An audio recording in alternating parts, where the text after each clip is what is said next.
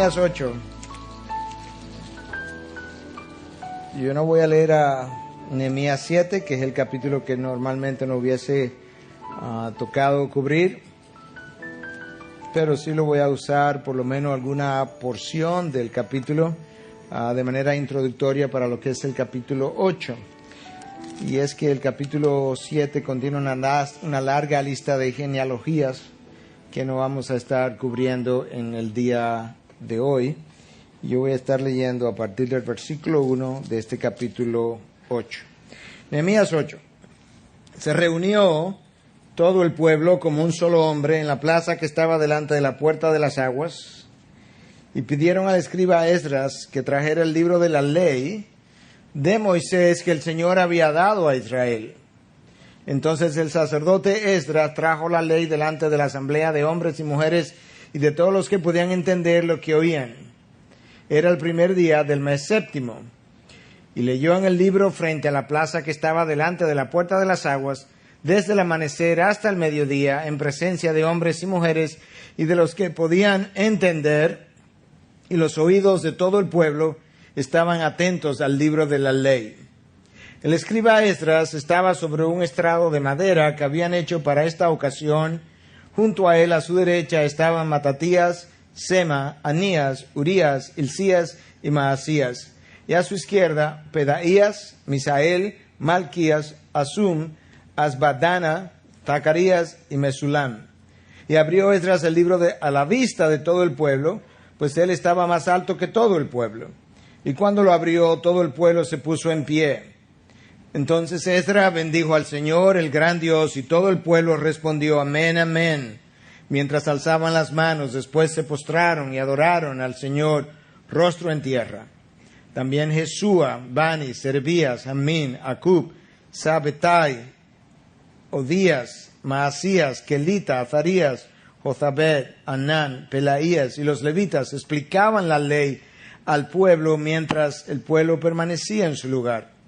Y leyeron en el libro de la ley de Dios, traduciéndolo y dándole el sentido para que entendieran la lectura.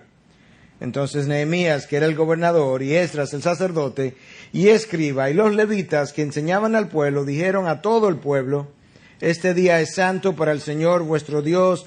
No os entristezcáis, ni lloréis, porque todo el pueblo lloraba al oír las palabras de la ley. También les dijo: id, comed de la grosura, bebed de lo dulce, y mandad raciones a los que no tienen nada preparado, porque este día es santo para nuestro Señor. No os entristezcáis, porque la alegría del Señor es vuestra fortaleza. Los levitas calmaron a todo el pueblo, diciendo: callad, porque el día es santo, no os entristezcáis. Y todo el pueblo se fue a comer, a beber, a mandar porciones y a celebrar una gran fiesta, porque comprendieron las palabras que les habían enseñado. Al segundo día, los jefes de casas paternas de todo el pueblo, los sacerdotes y los levitas se reunieron junto al escriba Esdras para entender las palabras de la ley.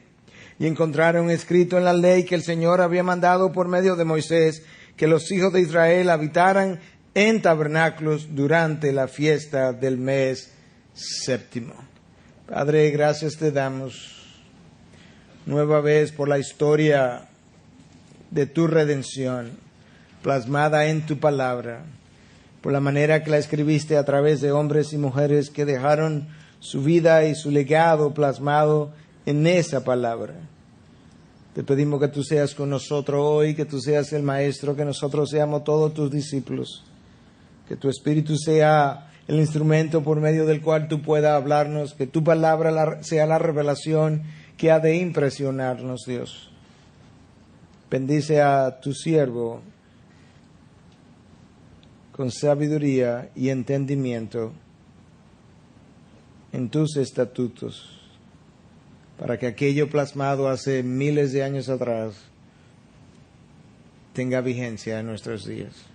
En tu nombre, Jesús. Amén, amén. En el capítulo 6, o hasta el capítulo 6, yo debería decir, nosotros encontramos a Esdras enfrascado en la construcción o la reconstrucción de las murallas. Y en esos 6 capítulos nosotros vimos a un líder en su relación con su Dios. un líder que cuando se refería a su Dios hablaba del Dios grande y temible, el Dios que guardaba el pacto y la misericordia con aquellos que le aman y guardan sus mandamientos, un líder en una íntima relación con el Dios que dirigía su vida. Nosotros vimos también la manera en cómo este líder supo manejar la oposición, una oposición que era muy continua, muy obstinada, muy recurrente, y cómo él no solamente tuvo que enfrentar eso, sino que también tuvo que enfrentar injusticias sociales dentro del pueblo, la usura, como estuvimos viendo en mensajes anteriores, y un líder que tenía una enorme sensibilidad hacia los necesitados, algo que nosotros vimos hoy en el texto una vez más, cuando él daba ordenanzas de que se guardaran y se enviaran porciones, raciones para aquellos que no tenían nada, que no habían preparado nada. Pero ahora hay algunos aspectos de la vida de Nehemías que yo quisiera resaltar y que nos siguen sirviendo de ejemplo a nosotros para el día de hoy. Y yo quiero usar un par de porciones o un par de pasajes o de versículos del capítulo 7, el anterior a este, para introducirlo de tal manera que no pasemos por alto algunas cosas que creo importante enfatizar en esta mañana.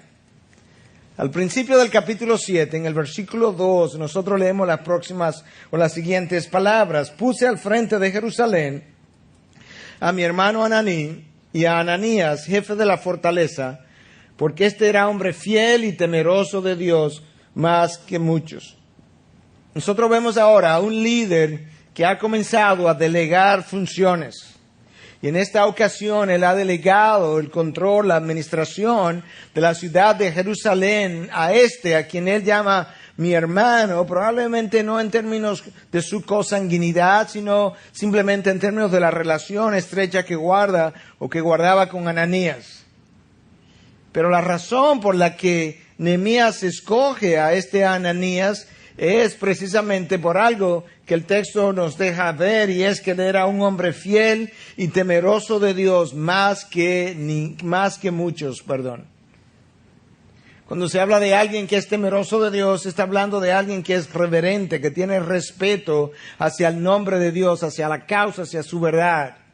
Alguien que tiene reverencia de una manera especial y en este caso mucho más que muchos otros. Y esa es la razón de su elección.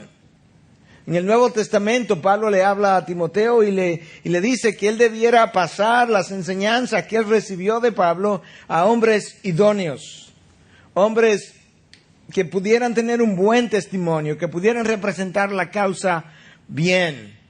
Y una y otra vez llama la atención en la palabra de Dios el énfasis que Dios hace cuando va a elegir a alguien, no tanto en lo que es su propia preparación académica, aunque yo creo que eso es importante a la hora de exponer la palabra de Dios, sino más bien en lo que es la formación de su carácter. Cuando se habla de los ancianos, todas y cada una de las características tienen que ver con su carácter. Y en este caso, la elección de Ananías tiene que ver también con su carácter y en especial con la relación que él guardaba con su Dios. Él era considerado un hombre fiel y temeroso. Y nuevamente nosotros vemos cómo Dios elige para servirle a aquellos que se han entregado, consagrado de una manera especial a su causa.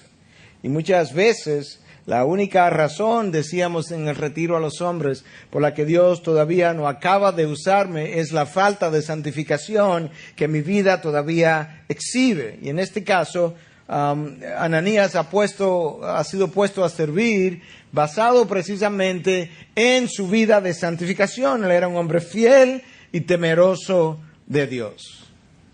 Pero en el caso de Nehemías, que nosotros comenzamos a ver cómo él comienza a delegar funciones, decíamos que Nehemías observa o sigue un patrón que todo líder debe seguir, y es la delegación de funciones que o él no las puede hacer o otros la pueden hacer mucho mejor que él. Que tenemos que entender lo que son nuestros llamados, nuestros dones y talento, y que muchas veces lo que impide que ese líder delegue funciones es su propio ego, su propio orgullo.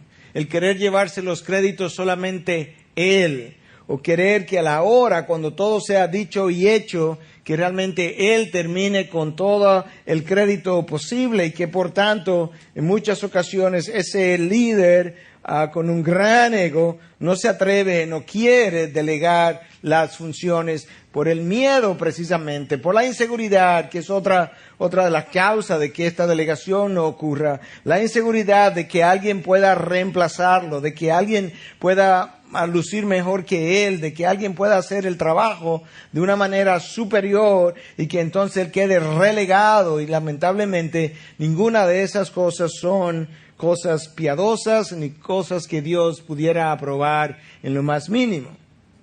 En otras ocasiones es el temperamento rígido, inflexible de ese líder que necesita que todo se haga a su manera, en su forma, con sus colores, a su estatura, y eso impide entonces el que otros puedan enriquecer la visión con sus dones, talentos y creatividad que Dios le haya dado. Pero tú no encuentras eso en Nehemías.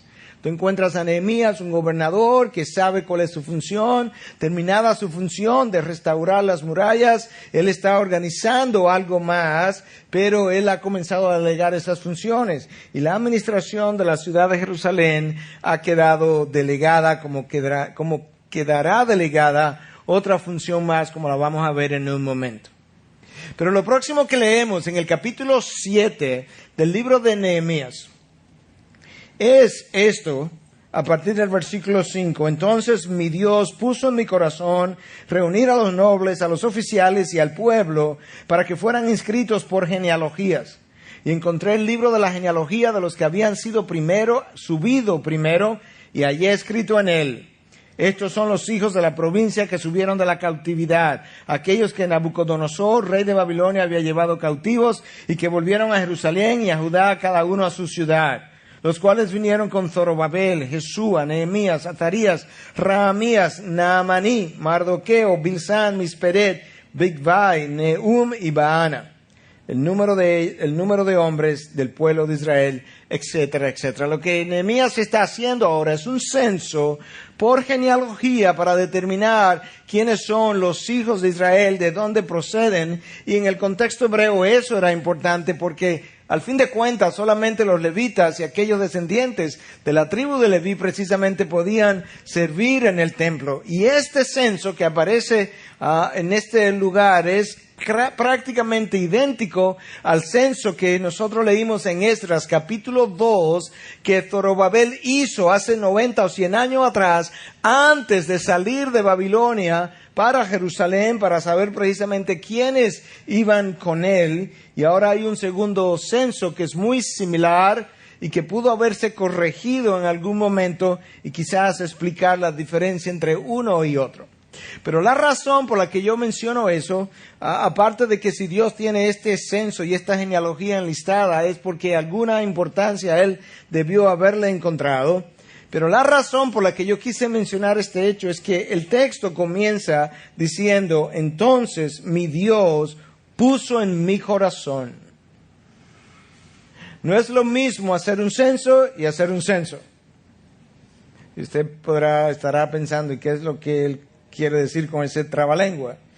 Bueno, tú tienes a Nehemías haciendo un censo que Dios puso en su corazón, y en Primera de Crónicas 21 tú tienes a David haciendo otro censo que Dios no puso en su corazón, que Satanás incitó a David a hacerlo, y el que terminó precisamente con 70,000 muertes como causa del juicio de Dios contra un censo que David hizo cuando éste encontró la aprobación de Dios porque fue iniciado por Dios. Y es importante que nosotros recordemos que no hay ninguna actividad, no importa si es estadística, matemática, sensual, que no tenga importancia para Dios.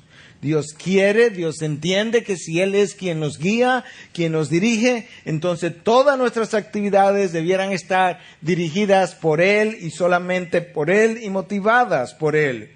David actuó conforme a su propia carne. David quiso censar al pueblo para confiar precisamente en cuántos soldados tenía, y Dios se airó contra David. este censo no fue hecho de la misma manera. Entonces mi Dios, escucha cómo Nehemías se dirige a Dios. No le habla entonces Dios, sino entonces mi Dios, de una manera muy íntima, muy personal, que revela precisamente la relación que él guardaba, que él mantenía, que él había cultivado con su Dios. Organizado el pueblo, restauradas las murallas, ya estamos más seguros aquí dentro, preservado incluso el templo y preservadas las genealogías, él comienza ahora a encontrar o a producir un encuentro del pueblo con la palabra de Dios, ayudado por el sacerdote y escriba Esdras. Y lo que tú ves ahora entonces en el capítulo 8 que leímos es la lectura de la palabra. En el capítulo 9 tú tienes un arrepentimiento como resultado de la lectura de la palabra. Y en el capítulo siguiente, en el capítulo 11, tú encuentras una renovación del pacto de Dios para con ellos. La renovación del pacto se debe al hecho de que Dios no hace pactos nuevos con nosotros. Dios hizo un pacto y Él es fiel a Él. Sin embargo, cuando ese pueblo se desenfrena, cuando ese pueblo se desvía, Dios toma su pacto, lo pone, como se dice en inglés, on hold, en suspenso, detiene sus bendiciones sobre nosotros. Y entonces cuando hay un arrepentimiento de parte nuestra, Él vuelve a reanudar sus bendiciones hacia nosotros. Y en este caso, Dios había suspendido sus bendiciones por 70 años durante el tiempo de la cautividad en Babilonia. El pueblo ahora regresa. El pueblo tenía 70 años, había aprendido otro idioma, el idioma arameo, que es el que trae. Muchos de ellos ni siquiera habían leído la palabra de Dios porque estaba en hebreo, nunca habían sido expuestos. Ahora ellos vienen y son confrontados con la palabra de Dios. El pueblo se arrepiente, hay una renovación del pacto de Dios y las bendiciones vuelven a llover sobre ellos. El texto de Nehemías 8:2 nos dice que él hizo esto en el 7º mes del calendario. En el calendario judío eso corresponde al mes de Tishri, y eso es en nuestro calendario más o menos entre septiembre y octubre, el mes más religioso del calendario hebreo. El primer día del mes es la fiesta de Rosh Hashanah, lo que los norteamericanos pronuncian como Rosh Hashanah. Rosh Hashanah es la fiesta de las trompetas, el día que iniciaba el año civil, el año eclesiástico, donde con trompetas se anunciaba el comienzo del nuevo año, y es el primer día de celebración. El día 10 era el día de la expiación, Yom Kippur, el día en que el pueblo, el sumo sacerdote, entraba al lugar santísimo y ofrecía sacrificio por todos los pecados del pueblo.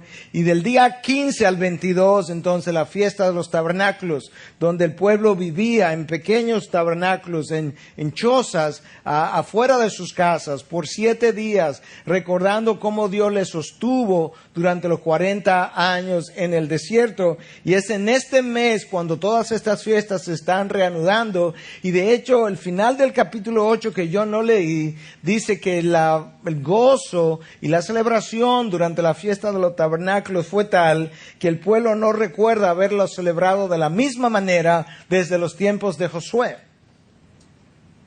Y después de Josué pasaron muchos años, 350 años solamente de jueces, y luego el reinado de Saúl, David, Salomón, división del reino. 22 reyes circularon por el reino del norte, 22 reinos circularon por el reino del sur. Y desde la época de Josué, el pueblo no recordaba haberlo celebrado los tabernáculos con tanto gozo como en esta ocasión. Claro, había una renovación, había un avivamiento de parte de Dios que estaba siendo traído al pueblo, pero estaba siendo traído a través del trabajo mancomunado en equipo, si tú quieres, de Esdras, Nehemías, los levitas, y todos ellos juntos trabajando en equipo pudieron ver la renovación del pueblo. Pero ese trabajo en equipo que Nehemías está realizando requiere en primer lugar que sea hecho bajo la dirección de Dios. Cuando Dios no está dirigiendo el trabajo, el trabajo no puede salir bien. El trabajo no va a ir en la dirección en que Dios quiere. El trabajo no le va a dar la gloria a Dios. Y al contrario, muchas veces lo que va a realizar es traer muchas consecuencias sobre el pueblo. El trabajo en equipo requiere un entendimiento de lo que es el llamado. Nehemías es el gobernador, él no es el sacerdote, Esdras es el sacerdote. Esdras es el encargado de leer la ley al pueblo. Esdras es la cabeza de los levitas en este momento, encargado de explicarle la ley al pueblo.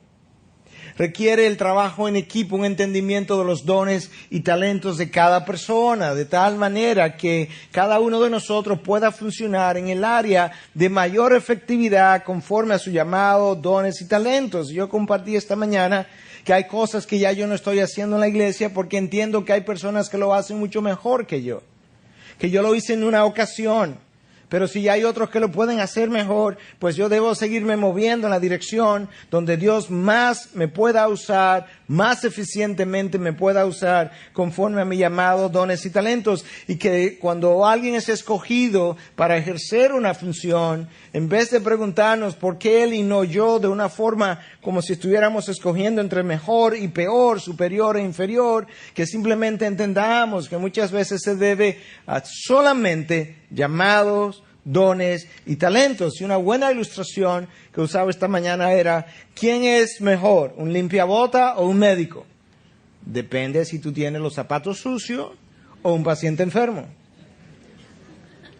Si tú tienes los zapatos sucios, tu limpiabota es la persona ideal, indicada. Si el paciente está enfermo, él no necesita que le ilustren la cara, él necesita un médico.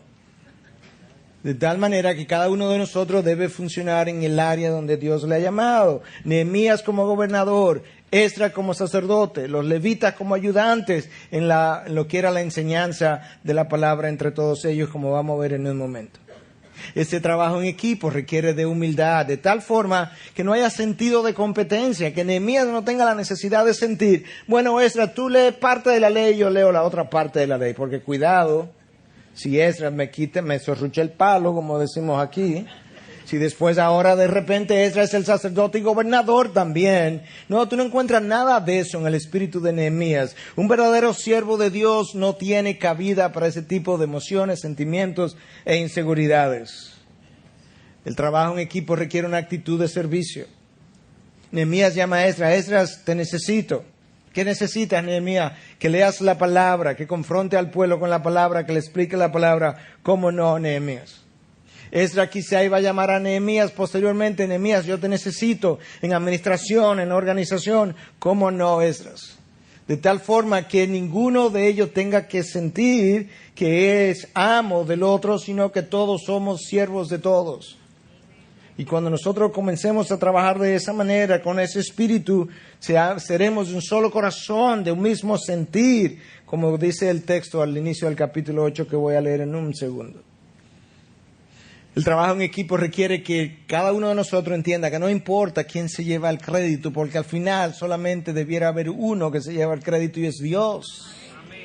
Que nunca debiéramos estar pensando si alguien hace más o hace menos, porque alguien va a ser más aplaudido o menos aplaudido. Tú no encuentras eso en el espíritu de Nehemías tampoco.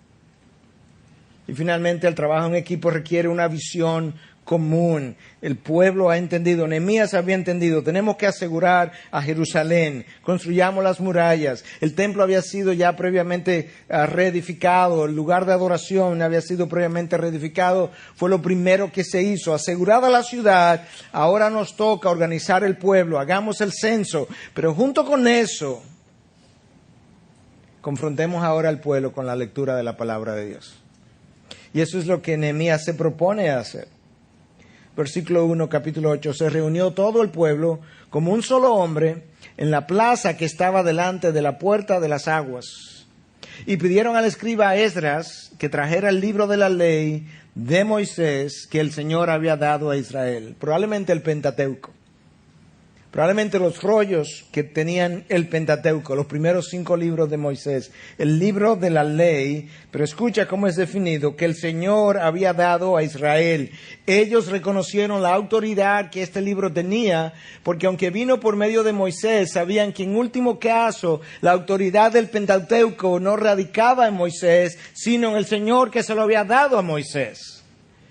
Y eso es importante porque dependiendo de cómo tú entiendas lo que la palabra es, de esa misma manera pudiera haber tu disposición o no a someterte a ella. Una de las cosas que el apóstol Pablo le dice a los tesalonicenses, por la cual les aplaude, es que cuando yo vine a vosotros y vosotros escuchasteis mis palabras, no las recibisteis como si fueran palabras de hombre, sino como la palabra de Dios. Y ya eso demanda, requiere, impone sobre nosotros una disposición al escuchar completamente distinta. El versículo 3 entonces del texto que yo leí dice que Esdras leyó la palabra desde el amanecer, que posiblemente en el contexto hebreo implique 6 de la mañana, hasta el mediodía. Pero tú recuerdas lo que yo leí de qué fue lo que ocurrió cuando Esdras se aparece con el libro de la ley, un rollo, no exactamente un libro como este, un rollo, y lo abre. Dice que el pueblo, ¿qué cosa? Se puso de pie. 6 horas. Nadie se atrevía a sentarse mientras la ley de Dios estuviese siendo leída. Todavía eso se conserva en ocasiones en algunas iglesias, que cuando la palabra de Dios es leída, la gente se pone de pie. Lamentablemente, en muchas iglesias, no estoy diciendo obviamente en todas, pero en muchas iglesias, eso no pasa de ser un ritualismo, donde la gente se pone de pie cuando la palabra está siendo leída y al salir del lugar viola la palabra que supo o quiso o dijo reverenciar cuando estaba siendo leída. Y de nada nos sirve ponernos de pie delante de la lectura de la palabra si la vamos a violar al momento de vivir. Pero este pueblo entendía que la palabra de Dios tenía una autoridad detrás, que era Dios mismo, y por tanto, al ser leída, es como si Dios le estuviera hablando, y por tanto el pueblo se puso de pie, dice el versículo 5, y el 6 dice, entonces Esdras bendijo al Señor, el gran Dios. Son esas frases pequeñas, esos comentarios de soslayo, que no me gusta pasar por alto. Cuando habla de la palabra o Esdras bendijo al Señor, el gran Dios. Porque frases como esta nos hablan de cómo esta gente reverenciaba a Dios, pensaba de Dios, el tipo de relación que tenía con ellos, cómo lo concebía y de esa misma forma hablaba entonces. Y por eso el texto nos habla de que Esdras bendijo al Señor, el gran Dios, y todo el pueblo respondió, amén, amén. La palabra en arameo no es muy distinta, amén, amén. Posiblemente el pueblo respondió en arameo, porque el pueblo se había ido a Babilonia, había estado fuera de Jerusalén por 70 años, perdió su hebreo, aprendió arameo, y al regresar vino hablando arameo. Ese es el lenguaje popular en que hablaba la gente cuando Cristo vino. Y la palabra de Dios no ha sido leída, sino que Esdras la abrió, bendijo al Señor, el gran Dios, y antes de él leer, el pueblo dijo, amén, amén. Es el mismo, en verdad os digo, de Jesucristo. La misma expresión, la misma frase. El pueblo estaba diciendo amén y todavía no la habían leído. ¿Por qué? Porque ellos sabían que lo que venía era la palabra de Dios, y tú no tienes que esperar a escuchar la palabra de Dios para estar de acuerdo con ella. Tú te puedes poner de acuerdo antes que la lean, porque es palabra de Dios. Amén, amén. Ustedes tienen que esperar a que yo hable para decir amén, amén, para ver si está de acuerdo conmigo. Pero cuando Dios habla, podemos amenizar eso antes de decirlo, porque es Dios que lo está diciendo.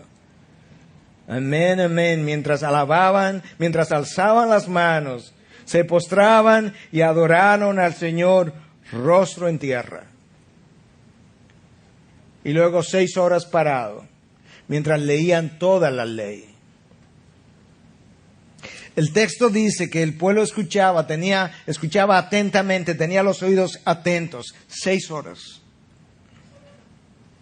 Esta gente tenía hambre por la palabra en este momento. Porque esta es la gente que se había ido a Babilonia precisamente por no tener hambre por la palabra. Esta es la gente que había sufrido las consecuencias por no haber reverenciado la palabra de Dios. Y ahora, después de 70 años de disciplina, de cautiverio, de humillación, ahora hay hambre por la palabra de Dios. Y eso es exactamente lo que Moisés le dijo al pueblo en Deuteronomio, al final de los 40 años en el desierto. Ya unos días antes de Moisés morir, a unas semanas antes de ellos de entrar a la tierra prometida, en Deuteronomio 8:3, y te humilló, refiriéndose al Señor, y te dejó tener hambre, y te alimentó con el maná que no conocías, ni tus padres habían conocido. Escucha, para hacerte entender que el hombre no solo vive de pan, sino que vive de todo lo que procede de la boca de Dios o de la boca del Señor. Es increíble que para nosotros tener hambre por la palabra, muchas veces Dios tiene que humillarnos primero. Que muchas veces vivimos tan saciados, tan distraídos, que no podemos poner atención como puso el pueblo atención durante 6 horas, que no estamos atentos. No podemos estar atentos cuando ya estamos distraídos, y estamos distraídos con nuestras relaciones, con nuestros negocios, con nuestros entretenimientos, con nuestras casas, con nuestras construcciones, con nuestros carros, con nuestras cirugías, con nuestros salones de belleza, con nuestros gimnasios. Y como estamos tan distraídos, no podemos poner atención cuando la palabra de Dios está siendo leída o expuesta, porque nuestra mente está en todos los lugares menos centrada en la voluntad de Dios expresa en su palabra. Este pueblo vivió así, distraído, hasta que se fue 70 años. Y cuando regresa, cuando le leen la palabra por 6 horas corrido, ellos están atentos. Pregunta, ¿es posible que ahí es donde yo estoy hoy? Que yo no tenga hambre por su palabra y que Dios tendrá que humillarme antes de yo poder tener apetito por su palabra. El pueblo judío en el desierto, recuerda cómo vivían anhelando los pepinos, el pescado que comíamos gratis en Egipto. ¿Cuándo los esclavos han comido gratis? Tenían que trabajar para que le dieran comida y mala. Y sin embargo, en el desierto nos acordamos del pescado que comíamos gratis en Egipto, de los pepinos, de los melones, los puerros, la cebolla, los ajos, como que era filete que le estaban dando. Pero ahora no tenemos apetito. No iban a tener apetito. Cuando tú no puedes disfrutar la dieta de Dios, llega un momento en que no puedes disfrutar ninguna otra dieta. Llega un momento en que Dios trabaja contigo de tal forma que ya nada te va a satisfacer. Porque si tú no puedes disfrutar con contentamiento lo que Dios te ha servido en tu plato, entonces no podrás disfrutar con contentamiento lo que el mundo te sirve en el suyo. Y eso es lo que Dios le ha dicho a este pueblo. Moisés se lo dijo. Que para que ellos pudieran aquilatar, apreciar, valorar lo que era la palabra de Dios, Dios iba a tener que humillarlo. Segunda condición. Para ellos poder aquilatar el manjar divino, Dios iba a tener que dejarlo pasar hambre. Y Dios puede dejarnos pasar hambre de 2 maneras, o físicamente o espiritualmente. Físicamente simplemente, usted la conoce igual que yo, es el hambre que el estómago siente cuando a veces tenemos necesidad de comer, pero no podemos comprarla. Eso es hambre. Porque el hambre que se va a hartar, como dice el refrán, más adelante no es hambre. Estamos hablando de lo que el estómago experimenta, pero no tiene cómo comprar para saciarse. Eso es una manera de Dios dejarnos pasar hambres y humillarnos de tal forma que podamos finalmente aprender a consumir su dieta. Pero hay otra manera de pasar hambre espiritual, donde Dios no produce en mí, como parte de mi disciplina, el querer, el sabor, el deseo por leer su palabra, de tal forma que yo ni la quiero ni la busco. Porque como parte de mi disciplina, Dios ha creado un alejamiento, un distanciamiento, un desierto espiritual en mí, de tal forma que ahora yo tengo desnutrición espiritual. Usted ha visto un niño desnutrido. Los cabellos se le ponen corticos, la piel le cambia, si está creciendo deja de crecer. En la desnutrición espiritual ocurren cambios distintos, pero también como resultado de inanición espiritual. Yo dejo de crecer espiritualmente. Mis relaciones se afectan con mi esposo, con mi esposa, con mis hijos. Todo eso muchas veces con mis empleadores, con mis empleados, con mis clientes, con mis pacientes, no importa quién sea. ¿Por qué? Porque hay un estado de malnutrición espiritual que ha causado disfuncionamiento, mal funcionamiento en mi vida emocional, social, relacional, que está causando graves problemas. Y muchas veces Dios tiene que dejarnos pasar por cada una de esas experiencias y desiertos para que el hambre por su palabra, que no estoy consumiendo de manera continua y diaria, pueda ocurrir nueva vez. No es lo mismo pasar por dificultades que ser quebrantado, hermanos. Nosotros equiparamos las dificultades con quebrantamiento y eso no es lo mismo en lo más mínimo. Yo puedo pasar por las peores dificultades y salir ileso, entre comillas, quejándome, doliéndome, llorando, pero con el ego y el orgullo sin quebrantar. Cuando salgo de esa manera todavía no tengo hambre por su palabra. Pero cuando yo soy finalmente quebrantado, verdaderamente quebrantado, entonces al final de la experiencia hay un hambre en mí que resulta o que busca, que desea consumir su dieta continuamente.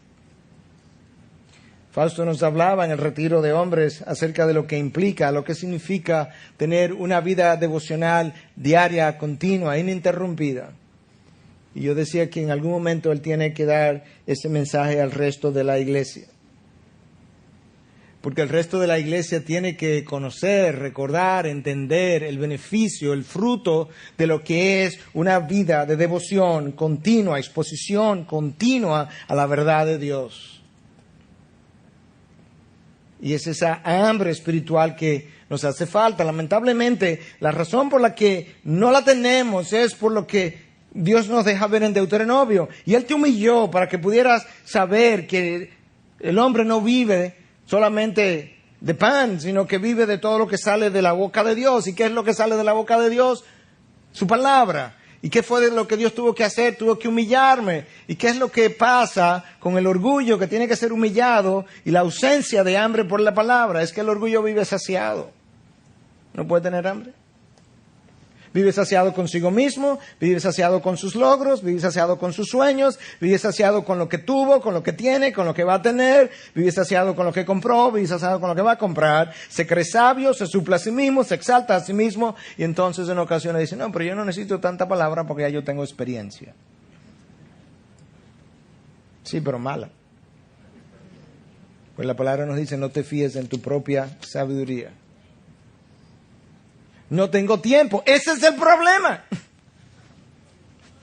El problema es, no me lo uses como excusa. El problema es que no tienes tiempo para darle al Dios del universo.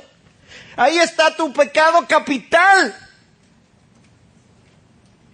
En que el Dios del universo se hace disponible y tú le dices, no tengo tiempo para ti hoy. Pero la tengo para mi amigo, para mi mamá, para mi papá, para mis hijos, para mis empleados, para mis empleadores, para mis clientes, para mis pacientes. Lo tengo para todo el mundo, menos para ti. Y tú tienes que entenderlo. Y tienes que bendecirme también. Y si entro en problema, tienes que resolvérmelo. ¿Ok, Dios? Ok, entendido.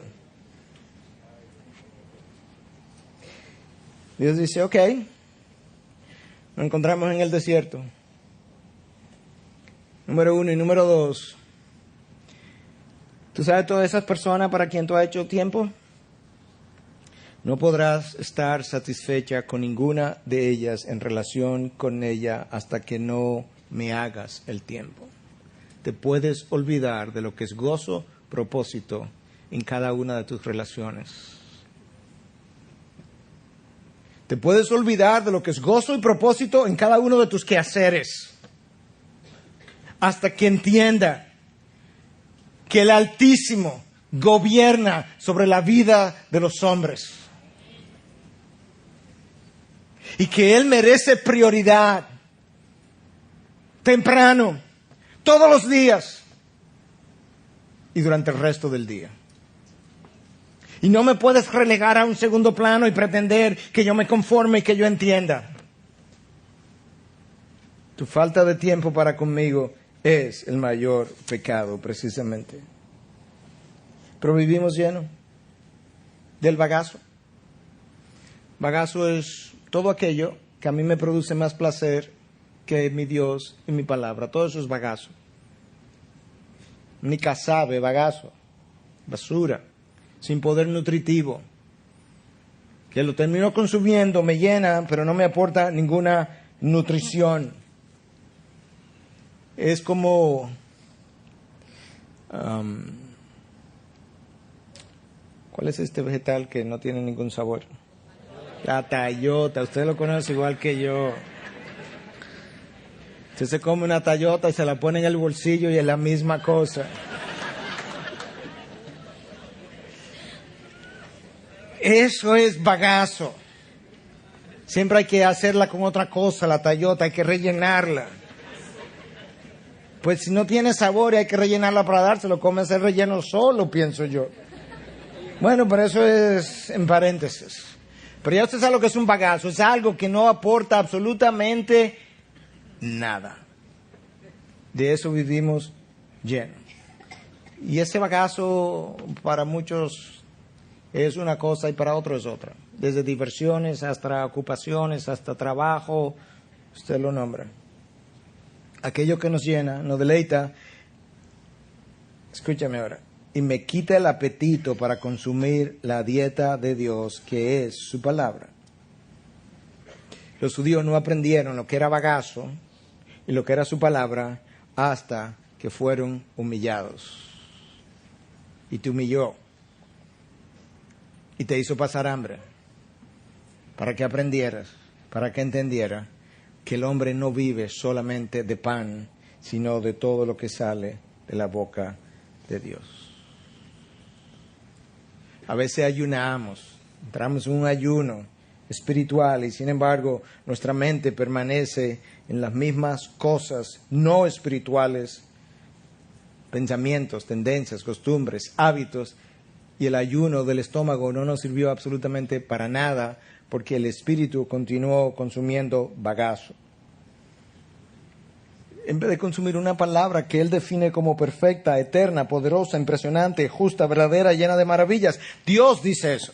¿Usted sabía eso? Dios dice, mi palabra es perfecta, eterna, poderosa, impresionante, justa, verdadera y llena de maravillas. Y el hombre le dice, puede ser perfecta, puede ser eterna, puede ser poderosa, puede ser impresionante, puede estar llena de maravillas, pero no la quiero. ¿Y qué es lo que quiere? Tus bendiciones, eso sí. Una palabra que cuando Dios le habla a Ezequiel en una visión, Ezequiel está viendo los huesos secos que representan a Israel en un valle, muertos todos sin vida. Y Dios le dice a Ezequiel en la visión, hijo de hombre, ¿vivirán estos huesos? ¿Quién sabe, Señor? Solamente tú sabes. Profetízale. Profetiza a estos huesos secos. Oíd la palabra del Señor. Huesos secos, oíd la palabra del Señor. Y los huesos cobraron vida. Representando a la nación de Israel como hoy muerta llegará el día en que ellos cobrarán vida cuando vuelvan, o cuando mejor dicho, escuchen finalmente la palabra de Dios, que es poderosa, viva, eficaz. La palabra que cuando Dios la habla, si tú estás muerto en delito y pecado, te trae de la muerte a la vida, de las tinieblas a su luz admirable. La palabra que cuando Dios la pronunció, galaxias fueron creadas. La palabra que hoy sostiene todo el universo, Dios sostiene todo el universo por el poder de su palabra, dice el autor de Hebreos. La palabra que el salmista decía, postrada está mi alma en el polvo, vivifícame conforme a tu palabra. La palabra que Cristo decía, mis palabras son espíritu y son vida. A veces nuestra falta de vida, nuestro estado depresivo, nuestra tristeza, nuestra falta de ánimo, de propósito se debe a una sola cosa, la falta de consumo de la palabra vivificante. Porque el resto no me puede dar vida. Mis palabras son vida, son espíritu y son vida. Esdras comienza a leer la palabra.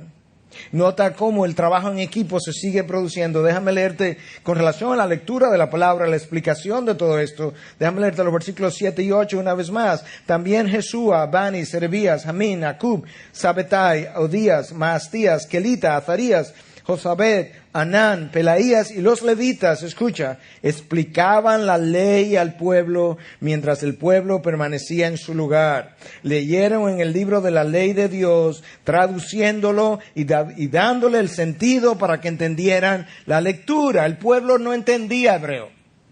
El pueblo entendía arameo. Le están leyendo en hebreo. Los levitas se repartieron, este grupo de hombres se repartió entre las multitudes, cientos, miles, y ellos le explicaban al pueblo lo que Esdras leía, y ellos le traducían al pueblo lo que Esdras leía. El texto del versículo 8 dice, traduciéndolo y dándole el sentido para que entendieran la lectura. Estaban haciendo hermenéutica para aquellos de ustedes que la están estudiando. Explicándole el sentido del texto para que le entendieran. Un trabajo en equipo, diferentes maestros, con diferentes dones. Y Dios dota a su pueblo con maestros, con diferentes dones. Y uno explica la palabra de una forma y otro lo explica de otra forma. Uno lo explica de un ángulo y otro lo explica desde el otro ángulo. Uno lo explica con una personalidad y el otro con la otra personalidad. Pero al fin de cuentas, todos están tratando de alimentar al mismo pueblo con la misma palabra para la gloria del mismo Dios. Y este pueblo tiene maestros. Los levitas estaban entre ellos explicando la palabra. Y cuando el pueblo oyó la palabra, capítulo 8, el pueblo se arrepiente en capítulo 9, y Dios trae un avivamiento en capítulo 10, una renovación de su pacto. Siempre es en ese orden. Para yo experimentar avivamiento, necesito arrepentirme. Para yo arrepentirme, necesito exponerme a la verdad de Dios. Siempre es en ese orden. Aquellos que han de explicar, enseñar la palabra, tienen que hacerlo con precisión, tienen que hacerlo con claridad, tienen que hacerlo con autoridad. Esa es la responsabilidad del expositor. Pero los que están oyendo la palabra tienen que tener una disposición al oírla también. Y la disposición es una de sumisión y reverencia. La explicamos, la enseñamos con precisión, con claridad, con autoridad. La escuchamos con sumisión y reverencia, para que luego podamos hacer el tercer paso, que es la aplicación.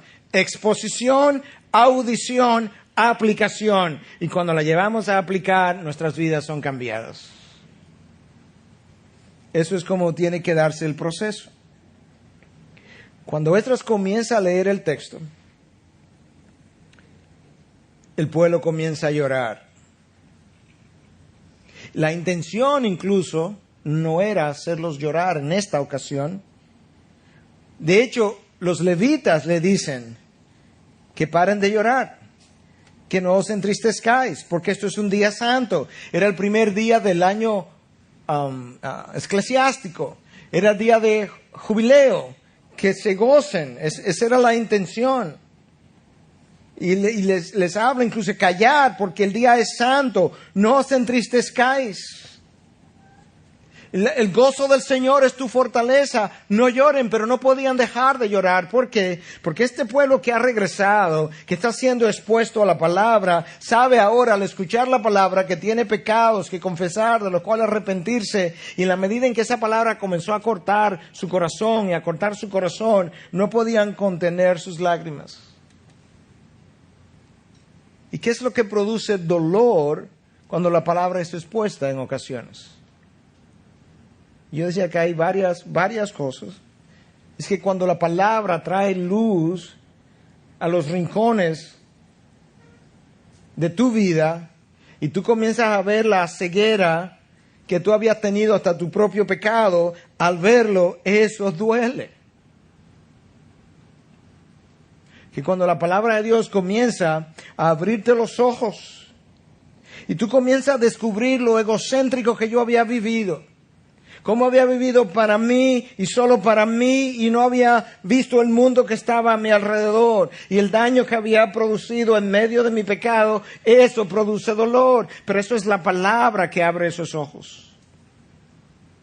Cuando la palabra comienza a ser escuchada, y permítame usar la palabra, y comienza a masajar tu corazón, un corazón que había estado duro por el pecado, un corazón que había estado duro por la lejanía de Dios que había mantenido por tanto tiempo, y la palabra comienza a masajarlo y a ablandarlo. El corazón vuelve y se hace sensible y blando hacia lo que es el pecado y lo que es la santidad de Dios, y ese corazón ahora sensible llora. Cuando la palabra de Dios te deja ver el daño que trajiste a tu vida o a otros. Cuando la palabra de Dios te deja ver cómo mancillaste su nombre, su causa, su cruz, su santidad. Eso le duele al pecador. Y Esdras estaba leyendo la palabra, los levitas la estaban explicando, traduciéndola en algunos casos.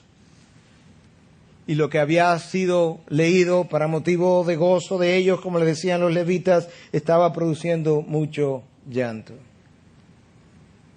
Y los levitas le decían, no, es día santo, callar, es día de celebración, ir y comer y beber, y no podían. Porque la realidad es que antes de tú poder gozar y disfrutar del gozo del Señor, tú tienes que llorar tu pecado primero. Y parte del problema, como ilustramos esta mañana, es que ese yo tiene que morir. Y el problema es que el yo, tú tienes que cometer suicidio. Tú tienes que matarlo tú mismo. Luego de muerto, tú mismo lo toma y lo pone en su ataúd y lo lleva al cementerio, lo entierra y tú mismo lo lloras a tu propio yo. Y luego tú lo dejas abandonado en el cementerio, y luego que el yo ha muerto y que ha sido enterrado, matado por ti, enterrado por ti y abandonado por ti, finalmente tú eres libre para disfrutar el gozo del Señor, que es tu fortaleza. Pero no hay otra manera. El yo tiene que morir y tú tienes que llorar la muerte de tu yo. Tú tienes que asistir a su funeral. ¿Y sabes qué? Tú asistes solo a la muerte del funeral del yo. Nadie te puede acompañar.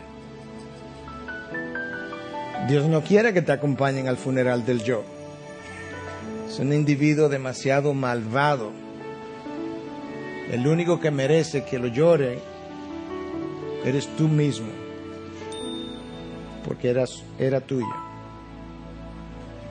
Cuando eso ocurra, tú podrás tener el gozo del Señor, que es tu fortaleza. Integridad y Sabiduría es una producción que llega hasta ustedes gracias a los aportes de individuos y empresas comprometidos con la defensa de la fe. Para más información, preguntas y comentarios, visite nuestra página de internet www.integridadysabiduría.org. En esta página encontrará información sobre la producción de este y otros recursos que ponemos a su disposición, como también las formas en las que usted puede contribuir con la producción de programas como estos. Les invitamos nuevamente a visitar nuestra página de internet www.integridadysabiduría.org. Será hasta la próxima, cuando nos reencontremos con integridad y sabiduría.